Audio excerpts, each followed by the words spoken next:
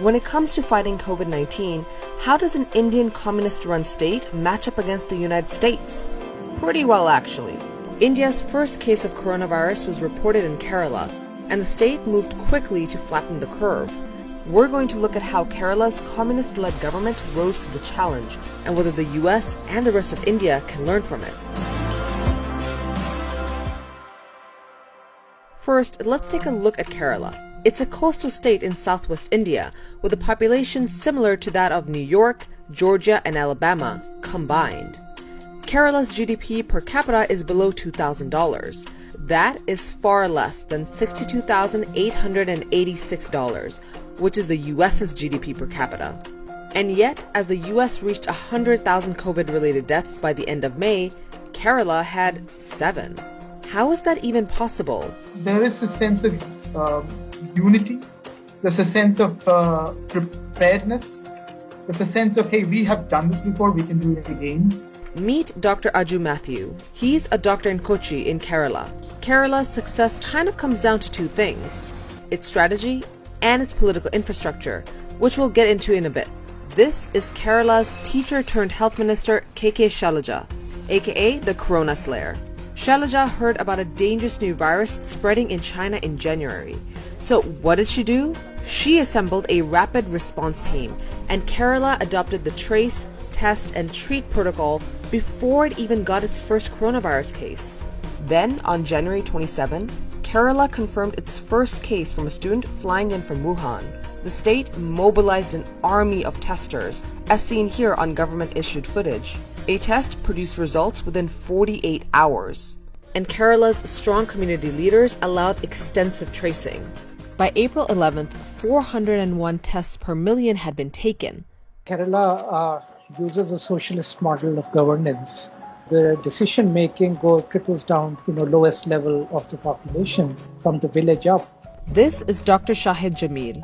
He is one of the leading virologists in India. So Kerala did very well in just reducing the stigma very early on and let communities take care of people within the community. Essentially let the public health care system involve communities, which is now we are learning very, very important. There's also been careful and creative messaging, like this ad. While in the US, this was happening. This great country of ours, we have 240 cases. Most of those people are going to be fine. The government of Kerala launched the Break the Chain campaign. Dancing police officers and robots informed citizens of hand hygiene. The administration's messaging that you should ensure physical distancing, but the social cohesiveness should be intact. We have framed exceptional campaigns. Even compared to the rest of India, Kerala was several steps ahead. The state eased into lockdown weeks before the rest of India followed suit in mid-March. And when Indian Prime Minister Narendra Modi did announce a strict lockdown, he did so with just 4 hours' notice. This forced hundreds of thousands of migrant workers to walk hundreds of miles back to their homes, facing hunger and death during the lockdown. Now, compare that to Kerala, where workers were given shelter and food, and later sent back home in trains. I think there are a couple of other factors that needs to be brought into it. And that is the incredible spirit of volunteerism. At the same time, Kerala had a public distribution system. It meant people were given ration cards for free food kits. Oh, and Kerala also set up hotlines where people could call in if quarantine was impacting their mental health.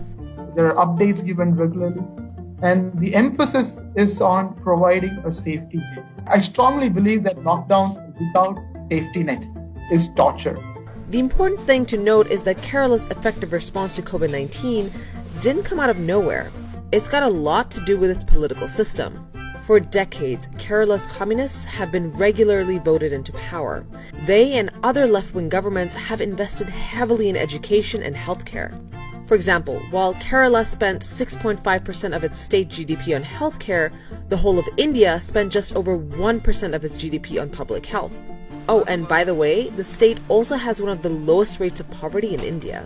This cannot be built in a few months. It requires decades of empowering communities, empowering people, the population with literacy. The state also has the highest literacy rate in India at 94%. High literacy means people knew which sources of information to trust. There is no Kerala model without high literacy.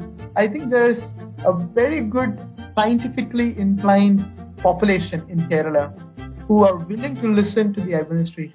In the US, there seemed to be a disconnect between what the president was saying and what leading health officials were saying. The most important thing that anyone anywhere can learn is that the messaging has to be absolutely clear. It doesn't help when the public health expert is saying one thing and the leader of the country standing right by him is saying something else. And then there's learning from history. The state's preparedness comes partly from dealing with the Nipah virus outbreak in 2018. But remember, Kerala is technically a communist-led state that still struggles economically. Can we have an amazing public health infrastructure, a well-empowered, decentralized politics, government, administration, and a flourishing economy that requires complete freedom from licenses? It's a fine balance. But still, the rest of India could learn something from Kerala. The country is now opening back up despite cases still soaring, overwhelmed hospitals, and low rates of testing.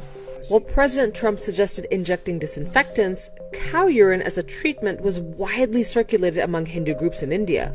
And as Asian Americans in the US faced racist attacks, Indian Muslims were also attacked and blamed for being virus carriers under Modi's Hindu nationalist government. After asking my name, they said, "You're a Muslim, you've destroyed the country, you've spread coronavirus," and then started beating me with sticks. So, if the US can't replicate Kerala's political system, the question is, what's the lesson America can gain from a place like Kerala? I think leadership. A leadership that knows how to follow good science.